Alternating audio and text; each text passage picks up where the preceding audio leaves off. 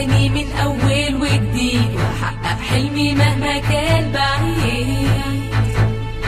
من زمان وأنا عندي حلم كبير إني لازم أعيش تغيير.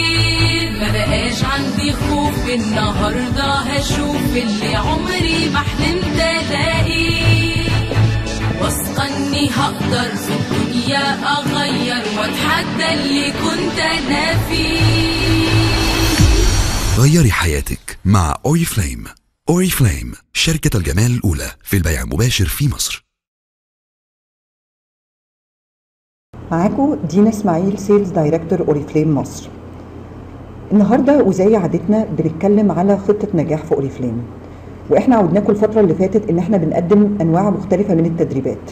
تدريبات على المنتجات بتقدمها خبيرة التجميل نرمين طارق، وتدريبات على فرصة زيادة الدخل او اللي بنسميها الOOM اللي قدمناها لكم من خلال الاريا سيلز الفترة اللي فاتت. بس النهارده احنا قلنا نعمل طريقة مبتكرة قدمها لنا دايركتور وقائد ناجح في أوريفليم، تدريب على خطة النجاح او السكسس بلان في أوريفليم بطريقة مبسطة من خلال الأونلاين. تقدروا تستخدموا الطريقة دي في اجتماعاتكم وفي حياتكم الشخصية اما بتيجوا تقابلوا العملاء اللي بيحبوا ان هم ينضموا لأسرة أوريفليم. ازاي تقنعوهم وازاي تساعدوهم ان هم يحققوا احلامكم من خلالكم؟ هنعرف دوت عن طريق دايركتور احمد. برحب بيكي احمد. اهلا بيكي مدام دينا واهلا بحضراتكم. النهارده هنتكلم عن خطة النجاح في أوريفليم بشكل مبسط وسهل، يقدر عدد كبير من الناس انه يستوعب الفرصة دي وحجمها، وقد ايه ان هي ممكن تحقق لي نجاح انا ممكن اكون محتاجاه، كمان تحقق لي دخل مادي محترم جدا شهريا ومش ثابت، بل بالعكس بيكبر وبيتضاعف كل ما انا بقى اتقدم في الفرصة دي. مش كده وبس، كمان ده بيديني فرصة ان انا ممكن في يوم من الايام اسافر والف الدنيا كلها من غير حتى ما اكلف نفسي اي مبالغ. ولكن اهم عنصر في الفرصة دي فعلا هو الحرية او احساسي بالحرية، لان انا مفيش مدير فوقي، مفيش حد يقدر يقول لي او يتحكم في مدى حجم نجاحي ومدى التقدم اللي انا ممكن احققه في حياتي، بل بالعكس انا اللي مسؤول عن كل حاجة في الفرصة دي. انا اللي بحدد وانا اللي بقرر وانا اللي بدي المجهود، وعلى قد ما بدي على قد ما باخد. احنا النهاردة هنعرض الفرصة دي في شكل حكاية بطلتها واحدة عادية جدا، هنتخيل انها انا او اي حد شبهي، وهنشوف قد ايه اكس اللي هي بطلة القصة بتاعتنا النهاردة قد ايه هي تطورت واستفادت كتير جدا من الفرصة دي بشكل هي نفسها يمكن ما كانتش تتوقعه. تعالوا بينا نحكي القصة. اكس كانت لها صديقة عضوة في أوريفليم، استعارت منها الكتالوج الشهري بتاع المنتجات، لان أوريفليم بتعمل كل شهر كتالوج فيه مجموعة كبيرة جدا من المنتجات عليها تخفيضات هايلة بتخص المنتجات دي، بتخص السيدات والرجال والأطفال كمان. أثناء ما كانت بتتصفح الكتالوج كان بيشاركها عدد من الناس، من الأصدقاء من الأقارب، وابتدوا يتفرجوا معاها على الكتالوج. ونظرا ان الكتالوج يعني بارع جدا في تقديم المنتجات، فناس كتير من اللي شافوه ابتدوا يقولوا للأكس: يا أكس احنا لو طلبنا منتجات من الكتالوج ده تقدري انك تجيبها لنا؟ فقالت لهم قوي قوي طبعا مفيش اي مشكلة. فكل واحد فيهم حدد الطلبات بتاعته، حدد المنتجات اللي هو عايزها، كل واحد عمل طلبية على قد احتياجاته. في الاخر كان مجموع الطلبيات دي بسعر الكتالوج، باسعار الكتالوج الموجودة كانت حوالي 422 جنيه. اكس خدت الطلبيات وراحت على شركة أوريفليم ودخلت على الموظف المختص وقالت له انا عايزة الطلبيات دي. فالموظف سألها: حضرتك عضوة في أوريفليم؟ فقالت له لا. فقال لها: طيب عشان تحصلي على منتجات أوريفليم لازم تكوني عضوة فيها. قالت له: طب يعني ايه عضوية؟ قال لها: العضوية معناها ان حضرتك بتسجلي بياناتك وبتدفعي رسوم العضوية اللي هي 35 جنيه. اكس بسرعة جدا فكرت، قالت: اوكي ليه لا، انا اعمل عضوية واستفيد بيها، انا كده كده ممكن بكون بستخدم المنتجات دي، بالاضافة لان انا ممكن اكون في يوم من الايام محتاجة هدية او عندي مناسبة، فمش هلاقي احسن منتجات أوريفليم ان انا اجيبها كهدية. بالفعل عملت العضوية وخدت كود زي ده، بقى هو الكود بتاعها اللي هيلازمها طول رحلتها مع أوريفليم. لقت ان الموظف بيقول لها: حضرتك بما انك بقالك عضوية في أوريفليم فانت بقاليكي حق خاص بالاعضاء، ان حضرتك بقاليكي 23% خصم على اي سعر موجود في الكتالوج او على اي منتج موجود في الكتالوج، حتى لو كان عليه تخفيضات في الكتالوج. وبالتالي انا مش محتاج من حضرتك 422 جنيه، انا محتاج من حضرتك فقط 325 جنيه بعد خصم 23%. اما الفرق ما بين 422 جنيه و 325 جنيه فدول حق صافي لحضرتك. 97 جنيه دول تقدري انك انت تحتفظي بيهم وتستخدميهم لان ده حق ليكي انت. ابتدت اكس تراجع المنتجات اللي هي جابتها، وهي بتراجع لقت ان في منتج زياده هي ما طلبتوش، ما كانش وسط الليست بتاعه المنتجات. فمن الامانه رجعت تاني للموظف وقالت له على فكره المنتج ده مش بتاعي، اكيد حصل خطأ. فالموظف اتاكد وبص في الفاتوره تاني وابتسم وقال لها لا هو على فكره مش خطأ، صحيح انت ما طلبتوش ولكن ده حق ليكي انت لان اوريفليم اديتهولك كهديه. فقالت له هي اوريفليم بتدي لاي حد بيشتري منها حاجه بتدي له هديه؟ فقال لها لا طبعا، ولكن احب اوضح لحضرتك المعلومه دي ان كل 3 جنيه وربع بتدفعيهم تمن لمنتج اشتريتيه من اوريفليم بتاخدي في المقابل في رصيدك نقطه مقابل ال 3 جنيه وربع دول. وبما انك عامله طلبيه ب 325 جنيه فبالتالي انت رصيدك بقى فيه 100 نقطه. فاكس قالت له طيب انا هستفيد ايه بالنقط دي؟ فقال لها اسمحي لي اشرح لك. العضو الجديد في اوريفليم في اول 3 شهور ليه في العضويه بتاعته، في الشهر الاول والشهر الثاني والشهر الثالث بيخش ضمن برنامج اسمه برنامج ترحيب العضو الجديد.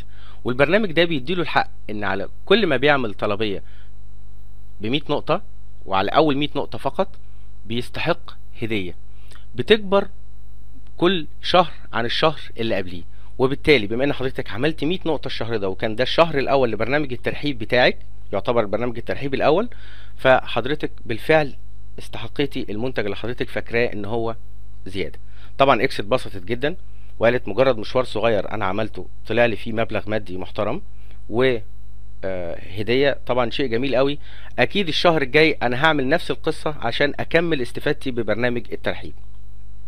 بالفعل جه الشهر الجديد ونزل الكتالوج بتاع الشهر الجديد، فراحت للمجموعه اللي كانت عرضت عليها قبل كده الكتالوج واشتروا حاجات في الشهر اللي فات، وقالت لهم يلا الكتالوج الجديد طلع وفيه تخفيضات هايله. فهم قالوا لها لا يا اكس احنا مش هنشتري منك انت بشكل شخصي، احنا كمان هنعمل عضويه في اوريفليم علشان نستفيد من نفس المزايا اللي انت استفدتي منها. فاكس قالت لهم اوكي ليه لا، يلا بينا نعمل عضويه. وبالفعل عملت عضويه لكل واحد فيهم تابعه ليها، وهنعرف يعني ايه دلوقتي كلمه تابعه ليها. المهم بشكل ما اكس عملت طلبيه تانية، شافت ناس تانية او كانت تعرف ناس تانية شافوا الكتالوج برضو وعملوا طلبيات. المهم عملت ال 100 نقطة بتوعها علشان تاخد برنامج ترحيب الشهر التاني بتاعها، وحصلت فعلا على الهدية وكانت سعيدة جدا بيها.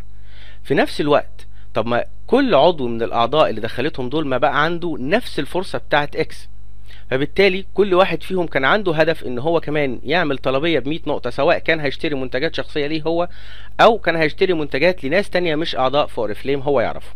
وبالتالي كل واحد فيهم قدر ان هو يعمل طلبية ب 100 نقطة هو كمان علشان ياخد هدية برنامج الترحيب الاولى بالنسبة له هو.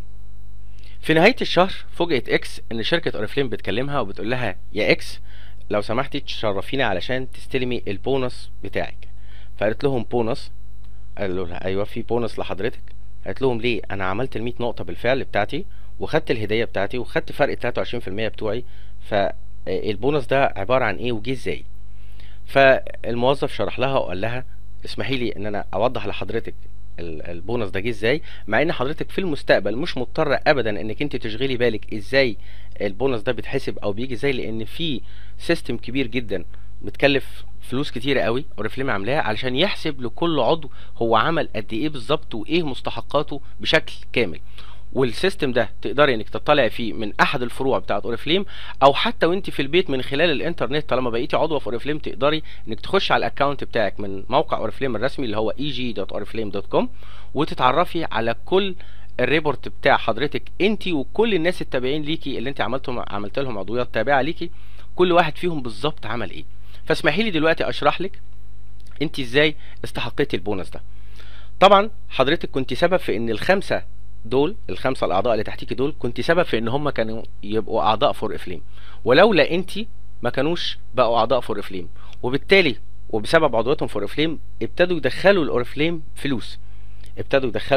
فلوس نتيجه المشتريات اللي هم عملوها.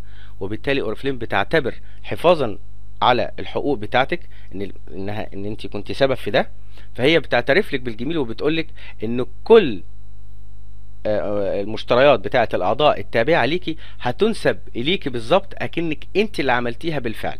وبالتالي يفترض ان حضرتك عملتي 100 نقطه على كودك الشخصي فقط، ولكن بالنسبه لاوريفليم حضرتك عملتي 600 نقطه. والنقط دي بعد كده بتتحول الى بونص ومزايا تانية كتير هنتكلم عنها بعد كده بالتفصيل.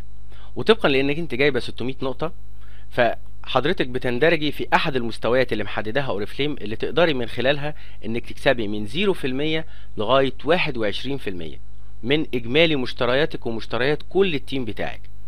فاكس قالت له طب ومين اللي بيحدد النسبه دي؟ فقال لها عدد اجمالي النقط بتاعه التيم كله. وبما انك جايبه 600 نقطه، فانت بتندرجي في مستوى 6% اللي هو بيبدا من 600 نقطه لغايه 1199 نقطه. وده معناه ان حضرتك ليك الحق في 6% من اجمالي المشتريات بتاعه التيم بتاعك كله. بالرغم ان مازال اعضاء التيم بتاعك كلهم مازالوا 0% نظرا لان هم ما حققوش نقط اعلى من 199 نقطة، يعني بداية من 200 نقطة، واللي بيستحق عندها مستوى 3%، ودي بداية استحقاق اي بونص. تعالي نشوف بقى ال 6% دول قد ايه وبتحسبوا ازاي. يفترض ان كل واحد من اعضاء التيم عمل 100 نقطة، واحنا عارفين من المثل من الشهر اللي فات ان ال 100 نقطة بيساوي حوالي 325 جنيه مشتريات صافية من الشركة، دخلوا للشركة 325 جنيه. فبالتالي اجمالي المبيعات لو ضربنا عدد الاعضاء في 325 جنيه هيطلع ان هم 1950 جنيه. ولكن حضرتك مش بتستحق ال 6% من ال 1950 جنيه نظرا لان اوريفليم عليها اعباء ماليه ومصاريف تشغيل حضرتك انت غير ملتزمه بيها تماما، لانها بتدفع مرتبات وبتدفع ضرائب وبتدفع جمارك. وبالتالي لازم نخصم مصاريف التشغيل دي من المساله علشان نشترك انا واوريفليم في الصافي اللي احنا حققناه مع بعض. والصافي ده بيجي ازاي؟ اللي احنا بنسميه حجم العمل الصافي، ان احنا بنخصم 23% من اجمالي المبيعات ده. اما ان احنا بنخصمه بطريقه يعني ايا كانت الطريقه الحسابيه، اما ان احنا بنخصم منه 23% او بنقسمه على 1.3، فبيطلع ان الصافي اللي انا هستحق منه 6% هو 1500 جنيه. وبالتالي ال 6% بتوع ال 1500 جنيه هي 90 جنيه. اذا انا في الشهر التالي المساله عماله حبه بحبه بتكبر معايا شويه بشويه. في اول شهر كان فرق ال 23% خدتهم كحق ليا وخدت هديه الشهر الاول. في الشهر الثاني عملت ال 100 نقطه، خدت نفس الميزات دي، بالاضافه كمان ان انا يبتدى يطلع لي بونص الى حد ما معقول. في الشهر الثالث اكس عجبتها جدا القصه دي، ان كل شهر بيطلع لها حاجه جديده. ففي الشهر الثالث عملت زي ما عملت في الشهرين اللي قبليهم، وخصوصا ان ده يعتبر اخر شهر ليها في برنامج الترحيب. عملت ال 100 نقطه برضو وخدت الهديه الاخيره في الشهر ده، وهي تقريبا بتبقى الهديه الاقيم. كان في نفس الوقت كل واحد من الاعضاء اللي تحتيها هو كمان عمل زي اكس، ودخل في الشهر ده دخل كل واحد فيهم دخل 5 اعضاء. وعلى فكره رقم 5 لا يعني شيء معين في اوريفليم، يعني لا يعني شرط معين او صفه معينه، بل بالعكس احنا فقط بنمشي المثال. وبالتالي لو انتوا لاحظتوا ان كل واحد فيهم بقى مجموعه، بقى كل واحد من الاعضاء اللي تحت اكس هو كمان كون مجموعه خاصه بيه، وبقى شبه اكس في الشهر اللي فات، انه كل واحد بقى تحتيه 5 اعضاء وهو السادس، فكل واحد عمل 100 نقطه. فبالتالي مجموع النقط بتاعت المجموعه دي 600 نقطه، يعني مستوى 6%، وكل واحد فيهم خد البونص بتاعه 90 جنيه زي اكس بالظبط، لان كل واحد في اوريفليم بياخد حقه تماما بدون اي زياده او نقصان. انما مجموع النقط بتاعت التيم بتاعت اكس زي ما احنا اتفقنا ان هم بيحسبوا لاكس اكن اكس بالظبط هي اللي عملتهم. وبالتالي 5 مجموعات في 600 نقطه، لو قلنا حسبناها بطريقه تانية وقلنا ان في 30 عضو تحت اكس كل واحد فيهم عمل 100 نقطه، فبالتالي مجموع النقاط بتاعه التيم ده كله 3000 نقطه، بالاضافه لل 100 نقطه اللي عملتهم اكس. يبقى اكس كده قدام اوريفليم هي عامله 3100 نقطه. وال 3100 نقطه دول هم بيحطوها في مستوى اعلى من مستوى كل واحد من الناس اللي تحتيها، لان حطوها في مستوى ال 12% اللي بيبدا من 2400 نقطه لغايه 3999 نقطه. طيب دلوقتي يفترض ان كل التيم بتاع اكس عمل شغل وصل اكس لمستوى ال 12%، ولكن اوريفليم مش هتحاسب اكس وهتحاسب التيم على نفس الشغل مرتين. يفترض ان كل واحد عمل شير من الشغل ده، او عمل شير من النقط دي، فبالتالي خد البونص اللي على قد الشير بتاعه. انما في فرق دلوقتي في المستوى ما بين مستوى اكس اللي هو ال 12% ومستوى كل واحد فيهم، فبالتالي المنطق بيقول ان هي اكس بعد ما كل واحد خد حقه هي هتاخد الفرق ما بين مستوى كل واحد والمستوى بتاعها الاصلي. فبالتالي اكس هتستحق على عملها الشخصي، على 100 نقطة الشخصيين اللي هي عملتهم بمفردها وبمجهودها الشخصي، هتستحق عليهم ال 12% كاملين من الصافي بتوع ال 100 نقطة اللي هم حوالي هيطلعوا 30 جنيه. وفي العلاقة ما بينها وما بين كل واحد من اللي تحتيها هتاخد فرق المستوى ما بين مستواها الشخصي، المستوى اللي هي وصلت له، اللي المجموعة كلها وصلتها له، ومستوى كل واحد فيهم الشخصي. وبالتالي اكس هنا تستحق من المجموعة الأولى تستحق 6%، وتستحق من المجموعة التانية 6% من شغلها، والتالتة 6% من شغلها، وهكذا. وده لو جبنا الصافي بتاع كل الناس اللي تحتيهم هيطلعوا 7500 جنيه. هي هتاخد 6% من كل واحد فيهم فرق، يعني 6% من ال 7500 جنيه يطلعوا 450 جنيه، بالإضافة لل 30 جنيه اللي هي حققتهم من شغلها الشخصي. فبالتالي اكس في الشهر الثالث طلع لها بونص 480 جنيه. طبعا اكس ابتدت تبص للمسألة بشكل غريب شوية. ايه الحاجة اللي عمالة تفرض نفسها عليا كل شوية دي، بالرغم من ان انا ما قصدتش اعمل كده، ما قصدتش اخد الفرصة، ولكن بمجرد ما عملت عضوية في اوريفليم وابتديت اتعامل وان انا استهدف حاجات صغيرة، بلاقي ان في حاجات كبيرة اكبر بتظهر لي وبستحقها يمكن بدون ما انا باشعر. من هنا ابتدت اكس تاخد الموضوع بشكل جدي اكثر، وابتدى يبقى لها تيم تحتها بيكلمها وبتكلمهم، وهم كمان سعداء بالنجاح اللي هم حققوه. وكان الفضل بيرجع بعد ربنا سبحانه وتعالى لاكس، لان هي تعتبر العضو الراعي بتاعها، العضو الراعي بتاع كل واحد فيهم. وبالتالي دي المسؤولية اللي بتقع على العضو الراعي، ان هو يرعى الناس اللي تحتيه ويحب لهم الخير زي ما بيحبوا لنفسه، لانه لولا هم هو مش هينجح ولا هيقدر يحقق نجاح. ولكن اكس دلوقتي عندها مشكلة، انها دلوقتي في الشهر الثالث، وده اخر شهر في برنامج العضو الجديد. بعد كده المفروض هي اعتقدت ان هي لو عملت نقط بعد كده في الشهور اللي بعديها مش هتقدر انها تستحق هدايا. ولكن ده بعد ما هي استفسرت في الموضوع وسألت، لقت ان هي بداية من الشهر الرابع لأي عضو في اوريفليم بيصبح عضو قديم.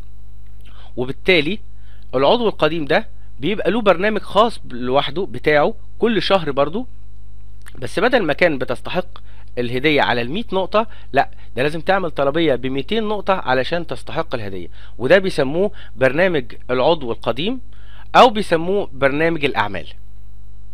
تمام. فبالتالي اكس عملت ال 200 نقطة المطلوبين منها، لان اكس طبعا حاليا بقت تطورت كتير عن ما بدأت. كانت الاول بادئه يمكن لسه ما تعرفش حد، ما بتتكلمش مع حد، انما في خلال ال3 شهور دول ابتدت تتكلم مع ناس كتيره جدا، ابتدت ناس كتير تشوف فيها تغير، فابتدى يبقى لها علاقات اكبر، وبالتالي قدرت انها تعمل طلبيات اكبر بكتير من الاول.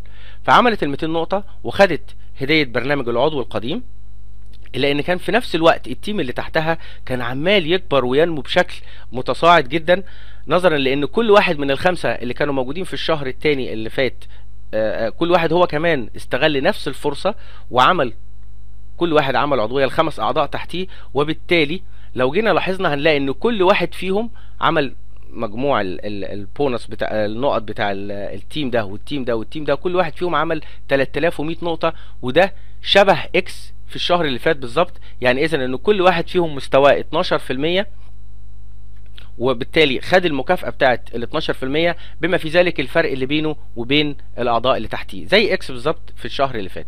هو نفس المثل بنطبقه على أكتر من مستوى، اللي إن اكس في الشهر ده وبعد النمو الشديد جدا في النتورك بتاعتها، وصل ان مجموع النقاط بتاعه التيم اللي تحتها وصلها لمستوى عالي جدا، وهو اساسا ان عدد النقط دي 15500 نقطه بالاضافه لل 200 نقطه بتوعها الشخصيين اللي هي عملتهم.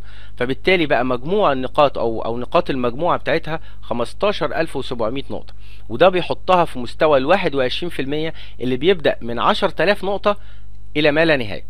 طبعا زي ما شفنا في الشهر اللي فات، اكس بتستحق 21% من شغلها الخاص. ال 200 نقطه دول ما نجيب الصافي بتاعها هيطلع ان من شغلها الخاص بس طلع لها 105 جنيه. طبعا ده بخلاف تماما الفرق 23% اللي بتستحقهم فرق السعر اللي بين الكتالوج وبين حقها كعضوه.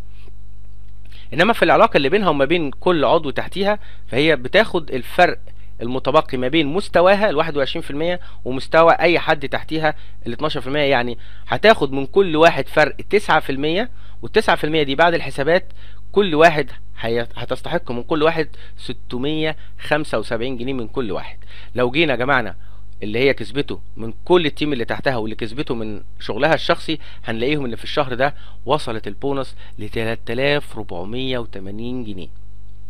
مبلغ تضاعف بشكل كبير جدا جدا في مجرد شهر، نظرا لتضاعف عدد الناس اللي هي عندها نفس الفرصة، اللي هي بتعمل لنفسها نجاح معين، وبالتالي اكس بتستفيد بقطعة صغيرة من نجاح كل واحد، فبيحقق عندها نجاح اكبر زي ما هي عملت مع اللي فوقها واللي فوقها عمل مع اللي فوقها. طبعا اكس بقت سعيدة جدا بالدخل الجميل جدا اللي حصل ده، بالرغم من ان هي كل اللي عملته فقط مشتريات ب 200 نقطة، مش شرط يكونوا خاصين بها هي، ممكن يكونوا مشتريات لأحد الناس المعارف أو الأفراد العاديين، ومع ذلك ده المجهود الصغير ده طلع لها البونص الكبير ده. اكس ابتدت تفكر بالموضوع بقى بذكاء، وابتدت تفكر بانها بقى فعلا عندها بيزنس او بقى عندها فرصة هي ما قصدتش انها تحط نفسها فيه، ولكن هي بالفعل وجدت نفسها فيه. كل ما بترتضي بهدف بيطلع فيه نجاح اكبر، بيزود الهدف بتاعها اكبر واكبر. فابتدت تسأل سؤال يعني في يعني جزء كبير جدا من الذكاء. قالت طيب حضرتك دلوقتي قلت لي ان اكبر مستوى في اوريفليم يستحقه العضو هو نسبة 21% من المشتريات، او اللي احنا بنسميه مستوى 21%، وانا المفروض في العلاقة اللي بيني وبين التيم اللي تحتي ان انا باخد فرق المستوى ما بين مستوايا وما بين مستواه. طب ما يفترض ان اللي تحتي ده في يوم من الايام هو كمان هيكبر ويبقى مستوى 21%، يبقى انا كده ايه؟ مش هاخد حاجة خالص، مش هيبقى فيه اي بونص طالع لي من الناس اللي بقوا هم كمان زي مستواهم زي مستوايا. فالاجابة طبعا ان ده غير صحيح. وعشان نثبت ده تعالوا نتخيل ان احنا هنعيد نفس الشهر ده تاني، بس بدل ما كل واحد من الاعضاء اللي تحتيها جايب 12%، خلينا نقول ان في حد فيهم كان نشيط اكتر وعمل عدد نقط هو والتيم بتاعه كبير جدا، فبقى اصبح ان هو بقى 21% زيها زي اكس. تعالوا نشوف هو هيعمل ايه مع اكس وهيديها ايه وهتستفيد منه ايه. اكس عملت ال 200 نقطة، وزي ما احنا شفنا في المثل اللي فات كان التيم كبر جدا تحتيها، ولكن المرة دي هنفترض مش ان كل الناس زي بعضها وان كل الناس محققة نفس المستوى، عشان ندي شوية واقعية للمثل. ليه؟ لان مش كل الناس زي بعضيها، فبدل ما كنا افترضنا ان كل واحد فيهم جاب نفس عدد نقط، لا المرة دي هنفترض ان هم جابوا عدد نقط مختلفة، بما فيهم حد جاب 21% او يعني جاب 10000 نقطة فما اكثر، وبالتالي بقت مستوياتهم مستويات مختلفة. تعالي عشان اطمنك اكتر يا اكس واقولك ان انت حقك مضمون في كل الاحوال، تعالي نشوف بينا انت يعني هتاخدي ايه اكتر في المثل ده. طبعا انا بما اني بستفيد بمجموع النقط اللي تحتيه، فمجموع النقط بتاعت الناس اللي تحتيه وصلت ل 25900 نقطة بطريقة حساباتنا العادية جدا. يعني هي حطتني في مستوى 21%، لان مجموع النقط 26100 نقطة، فبالتالي انا مستوى 21%. طبعا يفترض في ان الحد لو حد جاب 21% تحتيه، او يعني بقى مجموع نقطه هو والتيم بتاعه 10000 نقطة فما اكثر، فده بيعتبر حالة خاصة بيبقى لها طريقة حساب خاصة شوية. اولا احب اقولك ان لو حد تحتيك يا اكس زي المثل ده كده جاب 21%، فبيبتدي ان هو ما بيديكيش اي نقط من نقطه خالص، وبيسحب كل النقط بتاعته تاني. تمام؟ خبر صادم شوية، ولكن تعالي بينا نكمل ونشوف هيديني ايه في المقابل. فبالتالي الحسبة كده هتنقص 10000 نقطة، فبالتالي يبقى بدل 25900 تبقى 15900 نقطة، زائد ال 200 نقطة، يبقى انا مجموع نقطي 16100 نقطة. طبعا انا ما زلت مستوى 21%. طيب بعد ما الراجل ده خد مني كل النقط بتاعته، المفروض ان مش المفروض الناس لما بتكبر تحتيه انا بستفيد اكتر، ولا لما بيكبروا بستفيد لغايه لحد معين بس؟ لا، هي مش كده خالص. حضرتك بتستفيدي بس شكل الاستفاده هنا بيتغير شويه. ازاي؟ زي ما هو سحب كل النقط بتاعته تاني ورجعها تاني ليه وبقى مجموعه منفصله. وعلى فكره انت هتحبي جدا وهتتمني ان كل المجموعات اللي تحتك تبقى زي المثال ده بالظبط، بس لما هتفهمي اكتر هو هيديكي ايه. في المثل ده زي ما هو خد كل النقط، هو اداني 4% من توتال مبيعات الناس بتاعته كلها، كل التيم بتاعه انا بستحق عليه 4%، في حالة ان بقية التيم اللي اقل من 21% بتاعي على الاقل كان عامل مجموع النقط بتاعته على الاقل كانت 4000 نقطة، وهي هنا اكتر من 4000 نقطة بكتير. في الحالة دي انا بستحق ال 4% اللي هي بتقدر بحوالي 1000 جنيه. طبعا كل ما هو بيكون عامل نقط اكتر كل ما ال 4% بتاعتي بتزيد. اما في علاقتي ما بيني وما بين الاشخاص اللي تحتية او الاعضاء اللي تحتية، فانا بتعامل معاهم بنفس النظام القديم، ان انا باخد الفرق بين مستواي ال 21% ومستواي اللي هو ال 18%. يعني انا هستحق 3% اللي هي 495، وبالنسبه لده هستحق 9% فرق. طبعا بالاضافه ان انا هاخد على شغلي انا الشخصي زي ما اتفقنا على ال 200 نقطه بتوعي ال 105 جنيه بتوع ال 200 نقطه دول، فبالتالي يبقى المجموع وصل 3625 جنيه. اتاكدت يا اكس ان انت كده كسبتي كمان اكتر من الشهر اللي فات من المثل اللي فات. وعلى فكره ما احنا طول المساله او طول المثال مفترضين ان اكس ما عندهاش غير 5 بس تحتيها، مع العلم ان هي مش هتكتفي ابدا بالخمسه دول، لان هي كل شهر هتدخل اعضاء جداد وهتتعامل مع ناس جديده، وهيبقى فرصها في النمو اكبر بكتير. ليه؟ لان ال 3600 دول، ال 3600 جنيه دول ما هو بناء على المثل بالشكل ده. انما كل ما المثل يكبر وكل ما التوسع في النتورك بتاعتها تكبر كل ما الدخل ده بيزيد. ممكن يبقى 4، ممكن يبقوا 5، ممكن يبقوا 10. فعلا ده ممكن كل ما النتورك تحتيكي بتزيد اكتر.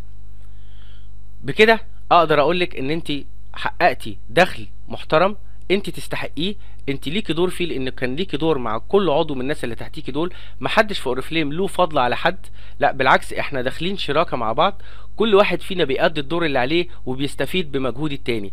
الاعضاء بتاعتي بتستفيد بخبرتي في اللي انا خدتها السبق اللي انا بحاول انقلها ليهم واساعدهم في التخطيط للمستقبل بتاعهم، وهم بيعملوا لنفسهم ده بيساعدوني بجزء صغير كل واحد، فبيحقق معايا انا نجاح. فبالتالي يبقى انا والاعضاء بتوعي شركاء، مش ان في حد فينا احسن من التاني.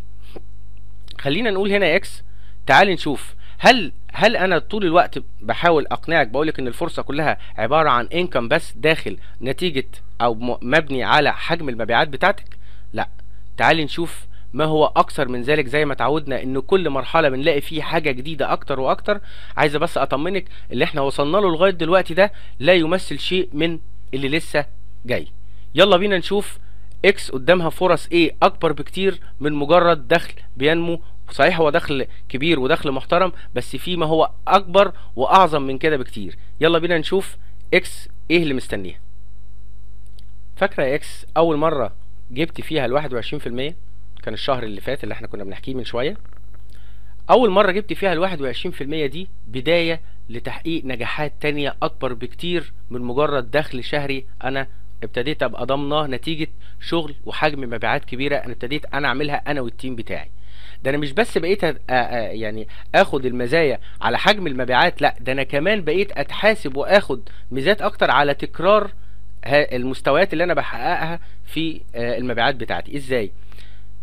لو انا جبت 21% في شهر ما، فبداية من هذا الشهر قدامك 12 شهر جايين او 13 حملة كتالوج.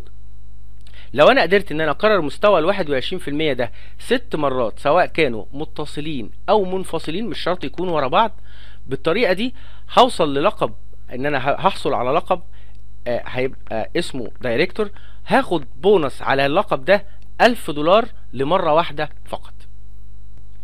طبعا المسألة مش متوقفة على $1000 بس، لا ده في كمان مزايا تانية، وهي ان انا هيبقى ليا الحق في ان انا احضر اجتماع الدايركتور الشهري اللي بتعمله الشركة، وبتختار فيه الاعضاء بداية من لقب دايركتور زي ما حضرتك وصلت دلوقتي، وتبتدي اوريفليم تشاركها الخطة بتاعة الشهور اللي جاية ومدى النجاح اللي هي عملته، كمان بتشوف لو في اي مشاكل عندك تقدر ان هي تحلها، وبتبقى جلسة عمل او ميتنج على درجة كبيرة جدا من الاحترافية، بيحسسك ان انت فعلا بقيتي شريك مع كيان كبير جدا زي شركة اوريفليم. طيب الدنيا وقفت لغاية كده؟ لا، ابتداء من هنا يا اكس نجاحك متوقف على قد ايه هتقدري تساعدي التيم بتاعك وتخليه دايركتور زيك. هتقدري تساعدي كام واحد من اللي تحتيكي ان هم يوصلوا زي ما انت وصلتي للقب دايركتور، لان العلاقة في اوريفليم علاقة شراكة، مش علاقة ان انا بستفيد وخلاص من الناس اللي تحتها، لا ده انا كمان بتمنى لهم الخير، لان كل ما بتمنى لهم الخير كل ما انا بيعم عليا الخير اكتر. وعشان كده لو قدرتي في المستقبل انك تخلي 2 من الاعضاء اللي تحتيكي هم كمان بقوا دايركتور زيك، انت هتوصلي اللقب اعلى شويه اسمه لقب جولد دايركتور، وهتاخدي شيك تاني ب $2000 لمره واحده، بالاضافه كمان انك انت بقيتي كده مؤهله انك تسافري كل سنه مع اوريفليم اسبوع كامل في بلد اوروبيه او اسيويه او عربيه، بتقضي اسبوع كامل في افضل الفنادق الموجوده في البلاد دي، وبتعاملي معامله الملكات بدون ما بتدفعي او بتتكلفي نفقة اي حاجة من الحاجات دي، علشان تحضري مؤتمر الجولد كونفرنس اللي بيتعمل كل سنة في بلد شكل. لغاية كده كويس؟ طيب تعالي نشوف ايه اللي اكتر. طب فرضا ان انا خليتهم ان هم بقوا 3 اعضاء تحتية وصلوا للقب دايركتور. اخر لقب انا كنت فيه ايه؟ جولد دايركتور، بقيت اسمي سينيور جولد دايركتور، وخدت شيك كمان ب $3000، بالاضافة ان انا ما زلت مؤهل لمؤتمر الجولد كونفرنس اللي بيتعمل برضو كل سنة. عشان ما ضيعش وقتك واقعد اقول لك محطة محطة، تعالي نشوف شكل الفرصة النهائي بتاعنا اللي احنا بنحكي فيه من اول البرزنتيشن. تعالي نشوف احنا مستنينا ايه تاني اكتر من كده بكتير. ده شكل السكسس بلان بتاعت اوريفليم، معمولة في شكل جميل قوي وبسيط قوي، تقدري انك انت تقيسي انت قدامك قد ايه وانت عديتي قد ايه. في اول البرزنتيشن يا اكس انت كنت هنا، وصلت لمستوى 6%، بعد كده 12%، بعد كده 21%، بقيتي دايركتور وخدت شيك ب$1000، بقيتي جولد دايركتور وخدت شيك ب$2000 وتأهلتي المؤتمر الجولد، بقيتي سينيور جولد، وهكذا. انت حاليا وقفنا لغاية هنا، قدامك لسه محطات كتير. كل ما تبني تحتيكي حد تاني يطلع دايركتور، كل ما تاخدي شيك اكبر من التاني، لغاية ما بيصل ل$100,000 وعربية عند لقب بريزيدنت. تنته يكبر اكتر واكتر من $200,000 ل $300,000 ل $400,000، بالاضافه للعربيات اللي جنبيها الجميله دي، لغايه لما توصلي قدامك فرصه انك تحصلي على شيك ب$1,000,000. اعتقد ان ده كان في اول برزنتيشن لو كنت قلت لك انت ممكن تكسبي مع اوريفليم $1,000,000 كنت هتقولي ان انا غير جاد في الكلام اللي انا بقوله، ولكن هي دي فعلا الحقيقه. الفرصه بين ايديك يا اكس، انت فقط الوحيده اللي هتقرري انك انت تاخديها او لا. ان قررتي انك تاخديها فدي تجربه عظيمه هتستفيدي منها، وان حتى ما قررتيش انك انت تاخديها في الوقت الحالي، يمكن في المستقبل تكوني محتاجه انك فعلا انك تجربي. ليه تجربي؟ لان البيزنس ده زيرو ريسك، ما فيهوش اي نوع من انواع المخاطر، لان انا كل اللي ببذله في البيزنس ده او كل اللي انا بانفقه في البيزنس ده هو وقت ومجهود، وبالتالي انا بالفعل بضيعهم يمكن في حاجات كتيره يمكن ما تكونش مثمره زي الفرصه اللي مع اوريفليم. تعالي بقى في النهايه نقول، لو انت جاتلك فرصه ما بين وظيفه تقليديه وفرصه العمل مع اوريفليم، ايه رايك؟ تفتكري مين فيهم يكون افضل؟ انا هسيب القرار ليك انت بعد ما اعرض لك الفرق ما بين الاثنين، ما بين الوظيفه التقليديه وما بين فرصه اوريفليم اللي احنا بنتكلم عنها. تعالي نقارن بين الوظيفه التقليديه وفرصه اوريفليم من حيث اكتر من عنصر. من حيث الاتاحه، الفرصه المتاحه في الوظيفه التقليديه حضرتك دايما اللي بتدوري عليها، وغالبا او في اغلب الاحوال ما بتلاقيش الفرصه اللي بتليق بيكي بشكل كامل، انما في اوريفليم الفرصه موجوده وفي انتظارك فقط ان انت تقرري. من حيث الحريه، طبعا انا نجاحي في الوظيفه التقليديه مرهون دايما بما هو اعلى مني. البوس بتاعي هو اللي بيقول لي انت صح، انت غلط، انت تستحقي بونص، انت ما تستحقيش البونص، وهكذا. ولكن في اوريفليم نجاحي متوقف على قد ايه انا ممكن هدي للفرصه دي، اديها صبر قبل اي حاجه، اديها ايمان ان انا عندي ايمان شديد في ربنا اولا سبحانه وتعالى، وعندي ايمان بنفسي، وثالثا عندي ايمان من الفرصه دي طالما حد نجح فيها قبل كده فانا كمان اقدر استطيع ان انا انجح فيها. من حيث الشركاء، شركائك في الوظيفه التقليديه دايما منافسين ليكي، دايما منافسين ليكي، اما في اوريفليم فهم دايما شركائك في النجاح، دايما بيحبوا لك الخير وانت بتحب لهم الخير. من حيث الاجر في الوظيفه التقليديه دايما بحضرتك ما بتمضي على العقد بتبقى عارفه انك هتزيدي في خلال السنه اللي جايه دي كلها 10% من الدخل بتاعك. اما زي ما احنا شفنا في فرصه زياده الدخل مع اوريفليم احتمال كبير جدا يتضاعف ما بين الشهر والتاني، ومش مره واحده، يمكن اكتر من مره كمان. من حيث الفرصه في الوظيفه التقليديه في هناك ترقيه واحده بس، منصب واحد بيتنافس عليه عدد كبير من الناس، فطبعا تخيلي مدى العلاقه اللي ممكن تكون بينهم.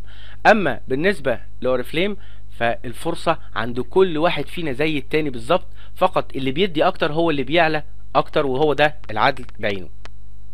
من حيث التقاعد، انا لغايه امتى ممكن في حياتي لازم اشتغل في شغلانه لغايه لما اوصل لمرحله ال60 سنه اللي هو سن المعاش اللي بيجيني فيها الحق ان انا ما اشتغلش واقعد في البيت واخد فلوس. طبعا في الفتره دي بكون انا قضيت رحله عمر طويله جدا بتصل لحوالي 30 سنه عشان اوصل للحق ده.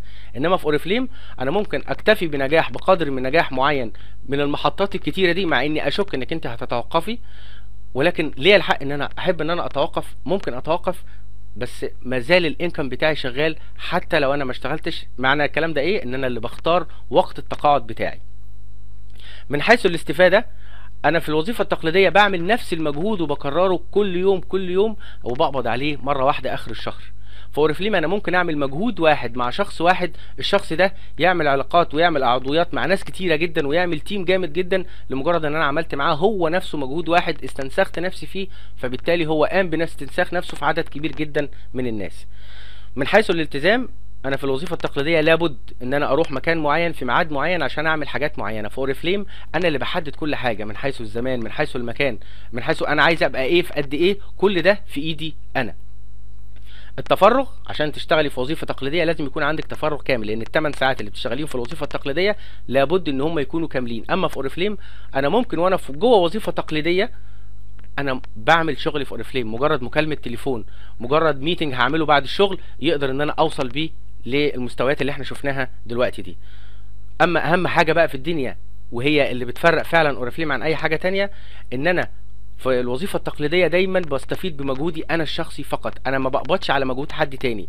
انما في اوريفليم انا بستفيد بمجهود كل الفريق اللي انا بذلت معاه مجهود في ان انا علمته وكبرته واديته خبرتي، وهو بيشتغل لنفسه كمان بيديني نجاح وبيديني دخل كويس. اذا احنا شركاء، فبالتالي قدامك انت الفرصه تقارني. مش معنى كده الوظيفه التقليديه وحشه، بالعكس الوظيفه التقليديه محترمه، ومش صعب ابدا انك تمشي الاثنين مع بعض، بس في الاخر الاختيار ليكي انت. تعالي نطبق ده في الواقع.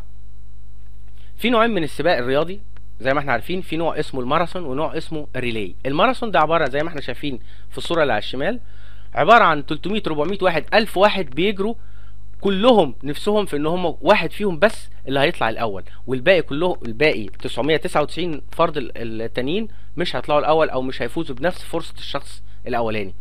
اما في نظام ريلي او نظام الريلي يعني سباق التتابع، ان بيبقى بدل ما يبقى فرد لوحده بيبقى عباره عن تيم، مجموعه من الناس هم فريق واحد، كل واحد فيهم بيجري جزء معين من السبق وبيسلم الرايه للتاني يكمل، التاني يكمل، وهكذا. لو اخر واحد فاز في السبق مش هيبقى هو بس لوحده اللي فاز، هيبقى هو والتيم بتاعه كله هو اللي فازوا. تعالي نطبقها اكتر في الدنيا، في الماراثون او في الوظيفه التقليديه العاديه اللي انا ممكن اكون مستنياها دلوقتي وفاكره ان هي احسن حاجه في الدنيا. مستقبلي فيها هيبقى كالاتي: هروح الشغل وارجع من الشغل واروح الشغل وارجع من الشغل لمده 30 سنه جايه، وانا ما زلت بينهم متأيدة بالميعاد بتاع الشغل وبالاجازه بتاعه الشغل، وكل حاجه بتحددها لي الشغل بتاعي او الوظيفه بتاعتي. اما في فرصه اوريفليم اللي احنا بنشبهها بالسباق الريلي او سباق التتابع، فهي انا ببدا فيها لوحدي، ضعيف، مش قادر، مش واثق في نفسي كفايه ان انا ممكن اقدر احقق الكلام ده، بس انا معايا عضو راعي هو عايز يفيدني عشان هو كمان يستفيد، بيديني خبرته يوم بعد يوم بعد يوم.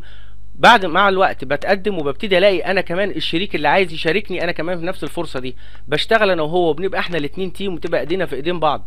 هو كمان في يوم من الايام بيلاقي حد تاني والحد تاني بيلاقي حد تالت، وهكذا لغايه لما بنبقى تيم كبير كلنا بنشتغل في نفس الوقت، لان كلنا بننفع بعض. يجي في اللحظه دي انا ممكن اكتفي بنجاح معين واقول انا خلاص كفايه عليا قوي كده، مع اني برضو اشك في ده، واقول انا هتوقف عشان عايز ابتدي استمتع بحياتي، طالما ان انا كده ابتدى يبقى يخش لي دخل مستمر، وبالتالي انا هقف بس غيري مازال شغال وهو بيحقق لنفسه وهو عنده طموح اكبر عايز يحقق لنفسه مازال بيحقق لي ده. بكده اكون خلصت عرض الفرصة، وارجو ان انا ما اكونش طولت عليكم، وارجو ان انا اكون افدتكم ووصلت لكم الحماس بتاع الفرصة دي قد ايه وحجمها الحقيقي ان حضرتك اللي هو مستنيك انك انت تقتنصيه. فالقرار في الاخر لحضرتك، اما انك انت تقدمي على انك تجربي بما ان مفيش مخاطر، او تكتفي بمجرد ان انت شاهدتي ده وتشوفي ناس تانية خدت الفرصة وتشوفيهم هم قد ايه هينجحوا. اشكركم والى اللقاء في تريننج قادم ان شاء الله.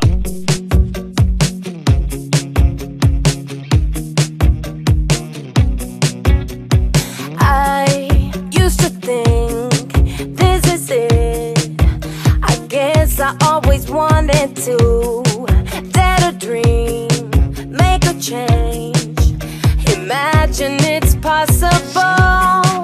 It's my call, and now I can feel the winds of change. Just ignite, here's your chance.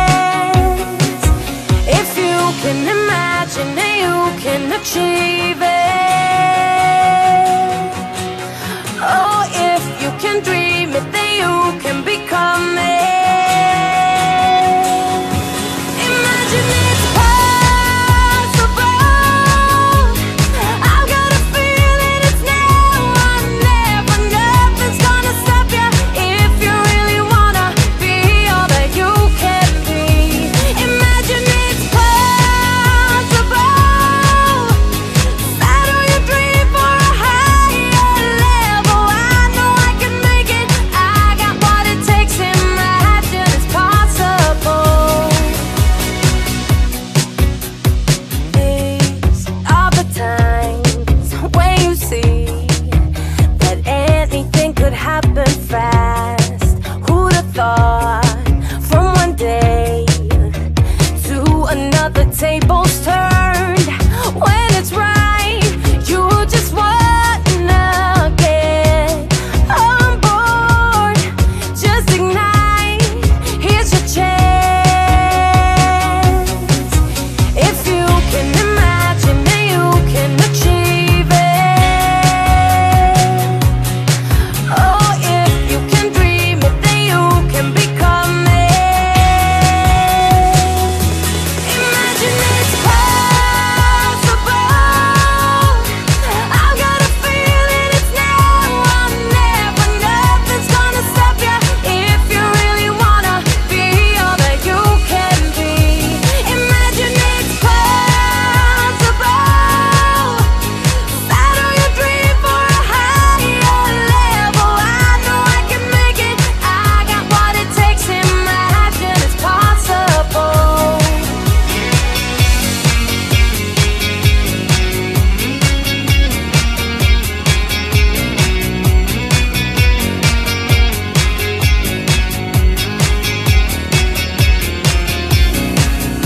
If you can imagine, then you can achieve it. Oh, if you can dream it, then you can become it. Imagine it's possible. I've got a feeling it's now or never. Nothing's gonna stop you when you really wanna reach it with Oriflame. Imagine it's possible. Settle your dream for a higher level. I know I can make it. I got what it takes. Imagine it's possible. Imagine it's possible. I've got a feeling it's now or never. Nothing's gonna stop you when you really wanna reach it with Oriflame. Imagine it's possible. Settle your dream for a higher level. I know I can make it. I got what it takes. Imagine it's possible.